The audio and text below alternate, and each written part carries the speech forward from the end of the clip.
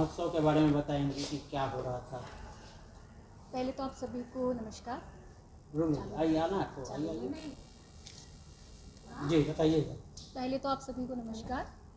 और आज हम यहाँ गुरु पूजा मनाने के लिए एकत्रित हुए थे और बहुत सारे श्रद्धालु भक्त यहाँ इस गुरु पूजा को मनाने आए, जिसमें वह सब श्रद्धालु भी थे जिन्होंने दिव्य ज्योति जागृति संस्थान में श्री आशुतोष महाराज जी से ब्रह्म ज्ञान लिया है। यह वो दिन है जिस दिन एक शिष्य अपने गुरु का पूजन करने आता है, अपना सर्वस्व अपने गुरु के चरणों में अर्पित करता है। क्यों? क्योंकि गुरु ने उसके जीवन के अंधकार को दूर किया है। जिस अशांति में जी रहा था, है ना, जिस तनाव में जी रहा था, गुरु ने क्या किया? आपने सुना होगा, अज्ञान तिमिरांधस्य ज्ञानांजन शलाकया चक्षुरुन्मीलितं येन तस्मै श्री गुरुवे नमः। सबको आता है।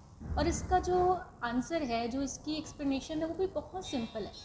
हमारी जो अज्ञानता का अंधकार है, गुरु से दूर करता है। ऐसे गुरु को नमन है। अज्ञानता क्या है? हम अपने आप को नहीं जानते, हम अपने आप को नहीं पहचानते, इसलिए हम स्ट्रेस में रहते हैं, डिप्रेशन में रहते हैं। इसलिए आज के यंगस्टर्स सुसाइड करते हैं। क्यों? क्योंकि उनकी जो पावर्स हैं, उनकी जो एनर्जीज़ हैं, उसको वो चैनलाइज नहीं कर पाते। आज इंसान की दशा बिगड़ी है क्योंकि उसकी आज इंसान की दशा इसलिए बिगड़ी क्योंकि उसकी दिशा बदल गई। श्री महाराज जी क्या करते हैं? दिशा देते हैं युवाओं को, जिससे उनकी दशा में भी परिवर्तन आता है। आप देखेंगे जितने भी साधक आज यहाँ आए, और देश विदेशों में करोड़ों साधक हैं जिन्होंने श्री महाराज जी की कृपा से अज्ञानता के अंधकार को दूर किया, ज्ञान के प्रकाश को पाया, एक मार्ग मिला, एक राइट डायरेक्शन मिली, जीवन में शांति, सुकून सब आया। और आज वो दिन था जब वो अपने गुरु को थैंक्स करने आए हैं, अपने गुरु को धन्यवाद करने आए हैं कि आपकी कृपा से हमारा जीवन अच्छा बना है। यह गुरु पूजा है। गुरु जी आज प्रत्यक्ष तो मौजूद नहीं थे, लेकिन हमने देखा कि मंच पर एक कुर्सी लगी हुई थी, एक आसन बना हुआ था। तो जैसे साधक लोगों ने भी बताया कि यहाँ पे गुरु जी हैं, ये उनको महसूस होता है। तो इन बातों में कितनी सच्चाई है? देखिए, इन बातों में 100% सच्चाई है। श्री महाराज जी का स्वरूप आसन पे रखा है, और आप जानते हैं कि श्री महाराज जी समाधि में हैं 2014 से। श्री महाराज जी ने ध्यान की सबसे ऊंची अवस्था को इस समय धारण किया हुआ है, और उस अवस्था को इस बुद्धि से समझ पाना असंभव है। ये तो वैसा हो गया जैसे हम किसी प्री नर्सरी के बच्चे को कहें कि आप एमए के बारे में हमें कुछ बताइए, वो नहीं बता पाएगा। अभी तो उसे ABCD भी नहीं आया पढ़ना ना।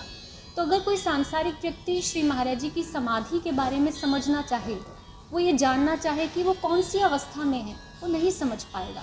इसके लिए उसे सबसे पहले एडमिशन लेना होगा स्कूल में, ताकि वो अल्फ़ाबेट सीखे, फिर वर्ड्स सीखे, फिर लाइंस बनाना सीखे। धीरे धीरे प्रोसेस के साथ वो MA तक जाए। इसी तरह एक इंसान को पहले गुरु के पास आना होगा, उसे अध्यात्म को जानना होगा, ध्यान की प्रोसेस को जानना होगा, और तब वो समाधि की अवस्था को जान पाएगा। यही किया था नरेंद्र ने। आप सब जानते हैं विवेकानंद, जो विदेशों की धरती पर गए, भारतीय संस्कृति का परचम लहराया, लेकिन उससे पहले उन्होंने रामकृष्ण परमहंस के स्कूल में एडमिशन लिया। वो परफेक्ट मास्टर उनको मिले जिन्होंने उन्हें ध्यान करना सिखाया, ध्यान की प्रक्रिया सिखाया। एक सबसे बड़ा मिथ है हमारी सोसाइटी का, ध्यान हमें लगता है कि बस आंखें बंद कर लो और आपका ध्यान हो गया। क्या ये आपको लगता है सही है? मान लीजिए कोई शिकारी खड़ा है, ठीक है, आप उसे कहें कि आप शिकार कीजिए, वो कहेगा पहले शिकार तो लाओ, मैं कहाँ पर बाण चलाऊं, या मैं कोई शूटर खड़ा है उसे आप कहें शूट, वो कहेगा कहाँ शूट करूं, उसे टारगेट चाहिए।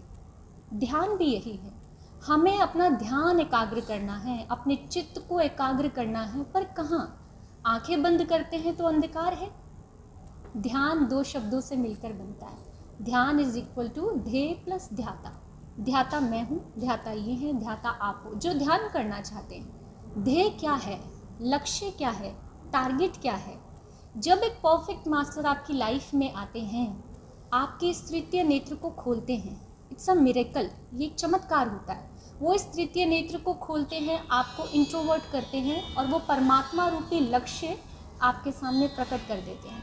उसके बाद आप ध्यान करते हैं, परमात्मा के प्रकाश स्वरूप पे अपना चित्त लगाते हैं, और आप योगी बन जाते हैं, आप ध्यान साधक बन जाते हैं। और यही ध्यान साधना फिर हमारे जीवन के अंदर परिवर्तन लेकर आती है। जो परिवर्तन नरेंद्र के जीवन में आया, यानी विवेकानंद के जीवन में, और जो परिवर्तन श्री महाराज जी आज सभी साधकों के अंदर लेकर आए। इसलिए क्योंकि वो ध्यान की अवस्था तक पहुंच चुके हैं, इसलिए गुरु की समाधि की अवस्था को भी समझते हैं, जानते हैं और पहचानते हैं। विज्ञान का समय है, ऐसे में क्या प्रासंगिक लगता है कि ये 10 साल से ध्यान? देखिए, विज्ञान का युग है, लेकिन हम आपसे ये कहेंगे कि अध्यात्म विज्ञान से अलग नहीं है। हमारी एक बुक है, आप प्लीज़ इन्हें दीजिएगा जाने के टाइम वो बुक। उस पर हमने पूरी रिसर्च की है, उस बुक के अंदर है, और आप उस बुक को देखेंगे तो पढ़ेंगे ना, तो आपको खुद समझ में आ जाएगा कि समाधि भी एक वैज्ञानिक प्रोसेस है जिसे महापुरुषों ने धारण किया है। ये ज्ञान कोई खोखली बातें नहीं है, ज्ञान भी वैज्ञानिकता से परिपूर्ण है। तभी तो भगवान कृष्ण को कहना पड़ा राज विद्या, कि ये राज विद्या है, गोपनीय है, इसे मैं तुझे दे रहा हूँ अर्जुन। एक परफेक्ट मास्टर ही अपने डिसाइपल को, अपने शिष्य को ये राज विद्या का ज्ञान देते हैं। ज्ञान विज्ञान सहितम, कृष्ण कह रहे हैं कि ये ज्ञान विज्ञान से कनेक्टेड है। इसे ऐसे ही मत सोच लेना, केवल कंठी माला फेरना या मुख से भगवान का नाम लेना ये ब्रह्म ज्ञान नहीं है। ब्रह्म ज्ञान एक वैज्ञानिक प्रोसेस है जो गुरु की शरण में बैठकर प्राप्त होता है। इससे पहले भी गुरु जी कभी समाधि में कई बार गए हैं। आप उस किताब के अंदर बड़े विस्तार से सब कुछ पढ़ सकते हैं, बहुत सब कुछ अच्छे से लिखा हुआ है उसके अंदर, पूरा रिसर्च है, वैज्ञानिकता से भी, साधकों के अनुभव से भी, सबसे। मतलब ये है कि किसी समय गुरुजी वापस भी आ सकते हैं अपने? निश्चित है, उन्होंने आना है, क्योंकि उनके श्री वचन हैं कि वो समाधि में जा रहे हैं और वो शीघ्र वापस लौटेंगे।